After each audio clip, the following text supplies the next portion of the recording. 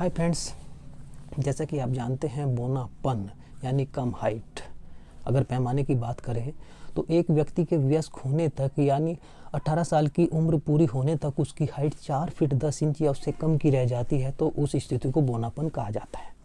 दोस्तों, कारणों की बात करें तो अधिकांश मामलों में जो कारण हैं वह आनुवांशिक होते हैं। कुछ इक्का दुक्का मामले ऐसे हैं जहां कारण अज्ञात है, लेकिन अधिकतर मामले जेनेटिक होते हैं। दोस्तों, अगर प्रकार की बात करें बौनापन की तो यह 2 प्रकार की बौनापन की श्रेणी होती है। एक बौनापन वह होता है जिसमें जो शरीर के हिस्सों के बीच का अनुपात होता है वह सामान्य होता है, यानी जो अनुपात एक सामान्य व्यक्ति के शरीर के हिस्सों के बीच होता है वह यहाँ भी वही पाया जाता है बौनापन में। इसको आनुपातिक बौनापन कहा जाता है। दूसरा गैर आनुपातिक होता है जिसमें शरीर के हिस्सों के बीच जो अनुपात है वह बिगड़ा हुआ होता है। दोस्तों, यह तो बौनापन की परिभाषा हुई। अब हम परिभाषा के हिसाब से बात करते हैं दिव्यांगता के ऊपर। डॉक्टरी भाषा में कहे तो एक व्यक्ति जिसको सामान्य दैनिक जीवन जीने में बहुत कठिनाई महसूस हो रही हो उसको दिव्यांग माना जाता है। दोस्तों, 4 फीट 10 इंच की हाइट से जब हाइट कम होना शुरू हो जाती है तो एक मानक माना गया है 4 फीट का, यानी 4 फीट या उससे कम की अगर हाइट किसी व्यक्ति की है तो ऐसी बौनापन की स्थिति में उनको दिव्यांग मान लिया जाएगा। क्यों दोस्तों, इसका क्या कारण है? सामान्य दैनिक जीवन जीने में कठिनाई क्यों महसूस होती है?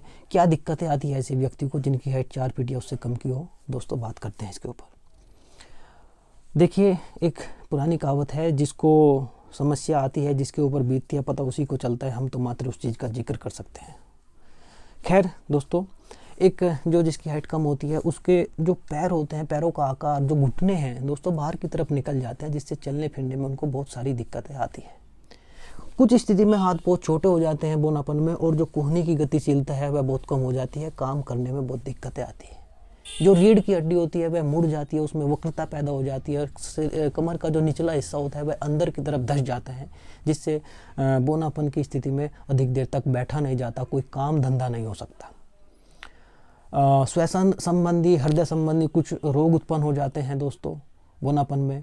और गर्भावस्था की बात करें तो गर्भावस्था बहुत जटिल हो जाती है और नॉर्मल डिलीवरी तो होती ही नहीं। तो दोस्तों, एक बौनापन की स्थिति में शारीरिक समस्याएं हैं, और शारीरिक समस्याओं से कुछ अन्य समस्याएं उत्पन्न होती है। दोस्तों, हमारा जो समाज है उसका परिवेश इस तरीके से है कि बौनापन में जो हमारी शिक्षा है, हमारे रोजगार है, शादी ब्याह जैसे जो सामाजिक रीति रिवाज होते हैं उनके अवसर कम हो जाते हैं।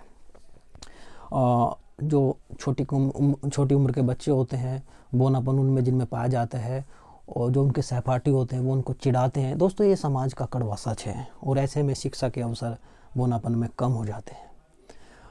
समाज से कट जाते हैं ऐसे व्यक्ति और घर बैठना पसंद करते हैं, उनका जीवन एकाकी हो जाता है। और जब शिक्षा के अवसर कम हो गए तो फिर रोजगार के अवसर अपने आप ही कम हो जाते हैं। अगर प्राइवेट सेक्टर की बात करें तो वहाँ कार्य प्रणाली देखी जाती है, और बौना व्यक्ति की जो कार्य प्रणाली है, काम करने का जो समय होता है उनका कम होता है, अधिक देर तक एक जगह नहीं बैठा जाता। तो ऐसे में प्राइवेट सेक्टर में नौकरी मिलना मुश्किल हो जाता है।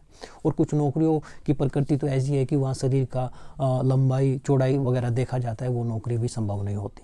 गरीब आदमी अपनी मजदूरी करके पेट पाल लेता है, लेकिन बौनापन में वह भी संभव नहीं। तो दोस्तों, ऐसे में बौनापन में का जो जीवन होता है दोस्तों बहुत संघर्ष में होता है। बौना आदमी अपनी जो सामान्य हाइट के व्यक्ति है उस दुनिया से सामंजस्य बैठाने में उनको बहुत संघर्ष झेलना पड़ता है। किसी सार्वजनिक जगह पर जाने में कोई बौना व्यक्ति जो होता है एक परिहास उपहास का केंद्र बन जाता है।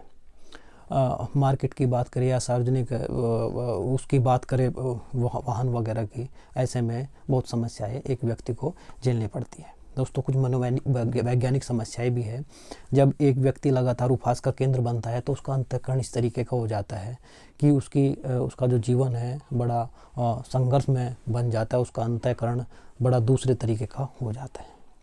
तो कुल मिलाकर मैं आपको ये बात इसलिए बताना चाह रहा हूँ कि एक बौनापन का सामान्य जीवन बहुत कठिन होता है, और उसको अपने जीवन को जीने में बहुत सारी व्यवहारिक समस्याएं, बहुत सारी मनोवैज्ञानिक समस्याएं झेलनी पड़ती है।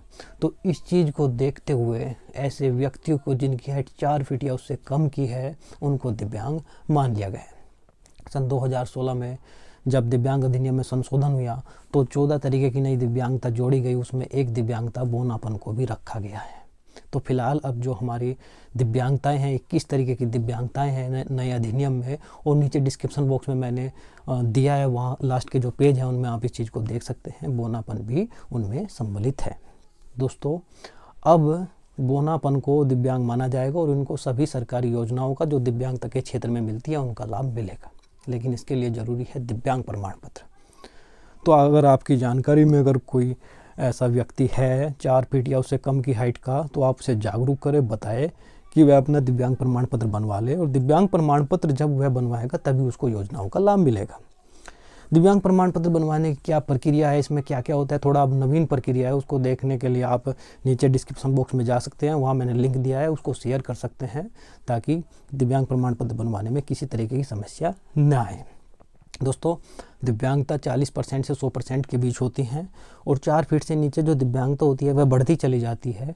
वह किस तरीके से दिव्यांगता की परसेंटेज का निर्धारण होगा उसके ऊपर भी मैं एक आगे वीडियो बनाऊंगा, अभी आप उसका इंतज़ार करें। तब तक अगर कोई ऐसा आपकी जानकारी में व्यक्ति आता है तो आप उसे जागरूक करें और उसे कहें कि वह सोमवार के दिन अपने मेडिकल बोर्ड के सामने जाए, जनपद का जो मेडिकल बोर्ड होता है, और अपना दिव्यांग प्रमाण पत्र बनवा ले और सरकारी योजनाओं का लाभ ले। धन्यवाद दोस्तों।